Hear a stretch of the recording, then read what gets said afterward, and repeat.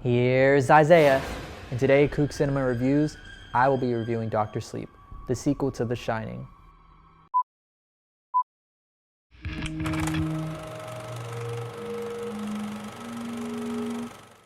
So Dr. Sleep is basically about Danny months after he leaves the hotel with his mom, and it covers his ability to shine, how he deals with it, and also his adult years and how he tries to stay sober after being addicted to alcohol for so long. It also covers his friendship with this little girl named Abra, who also shines and is able to communicate with him from across the country. And it's up to the both of them to defeat a cult called True Knot, who feast off of other children who shine in order to be immortal. Crazy stuff. So as for the concept, I came into the movie without having any expectations, but at a first glance, I honestly felt it was a money grabber. And even now, I still feel like it was somewhat of a money grabber, but I don't know. It really grew on me, especially because like everyone's relationship in the movie was just like so emotional, and I just grew an emotional attachment to almost everyone in the movie. I was really invested in everything that happened. I also feel like it was a good interpretation of the book, but I honestly wouldn't know for sure because like I haven't read it, so I'm sorry. So I think it's without saying that the character development in this movie was amazing. It was really, really beautiful seeing Danny grow from a child, then you cut back or like cut all the way to 2011, and then he's grown up, he's hit rock bottom, he's an alcoholic, and he finds help in a new friend named Victor. 8 years later, he's still friends with a little girl named Abra. Victor helps him to stay sober for 8 years, and it's just beautiful seeing all their relationships.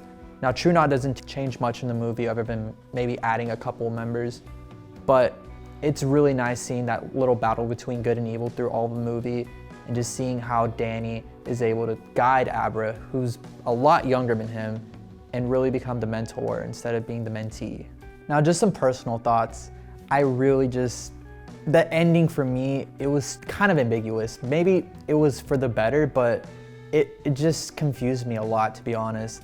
I liked it, but at the same time, I just feel like they left it at such an ambiguous ending that they may make a third movie, which I wouldn't want to see, but I'd also probably buy tickets to see it. But also another thing that really caught me off guard were the lookalike actors. I think you may have seen in the trailers that they'd use lookalike actors in order to like fill in for the actors because they take place right after The Shining. It's only months after. So instead of Shelby Duvall, they used some actor who looks kind of like her to play Wendy. And I don't know, it just felt weird. It felt off for me. But I see it was necessary, so I didn't really mind it too much. And then another thing is like, I felt super nostalgic whenever they went back to the hotel. That was another thing you probably saw in the trailers, how they were back at the hotel. And I've seen The Shining like I don't know how many times. It was just a super warm feeling inside whenever I saw all of those scenes. I was just so happy and super nostalgic whenever I watched all of that. And honestly, I feel like I would have enjoyed the movie a lot more if I would have read the book. But I'm not much of a reader, so. Now, the only few critiques I have is, one, I feel like if you haven't seen The Shining, it is so hard for you to really enjoy this movie. Not only that, it's really hard to pick up from where it left off if you haven't seen The Shining at first. So for me, I felt like that could be a deterrent for some people who haven't seen it but still want to see Dr. Sleep. But I say go for it if you haven't already. Just watch Dr. Sleep, see how you think of it, maybe watch The Shining afterwards. But that's just one critique. The other critique is, I mentioned it earlier, the lookalike actors just really caught me off guard. But I know they used it to make their point, so I kind of give that a pass. And same thing with the visual effects. To me, I felt like they were kind of corny and a little cheesy looking, but again, they used it to make their point, so I'll give them all a pass. I recommend, one, if you haven't already, watch The Shining. You won't regret it at all. It's one of the best movies of all time, and if you haven't seen it already, watch it. And two, if you have watched The Shining, you will love Dr. Sleep.